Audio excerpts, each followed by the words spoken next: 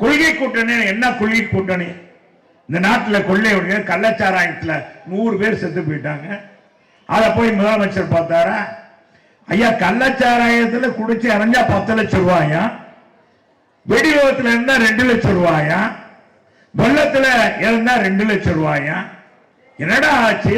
அதை காட்டலையும் இவன் மட்டும் இல்ல, இந்த கள்ளச்சாராயம் காய்ச்சினா பாருங்க, அவனுக்கு 50,000 ரூபாய். ஏன்னா அவனும் பாதிக்கப்பட்டிருக்கான்.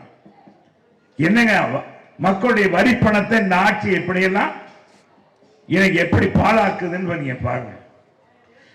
தலைவர் சத்துணவு கொண்டு வந்தார், காமராஜர் மதிய உணவு திட்டம் கொண்டு வந்தார். காலையில பிள்ளைய குளிப்பாட்டி பள்ளிக்கூடத்துக்கு அனுப்ப வெறும் வயிற்றோடு அனுப்புவான். காலை உணவுன்றார். இன்னைக்கு அம்மா உணவகம் பூரா நிப்பாட்டி விட்டாங்க. ஏதாச்சும் உருப்படியான திட்டம் இந்த ஆட்சியில கொண்டு வந்தாங்கன்னு சொல்லுங்க. ஒரு திட்டம்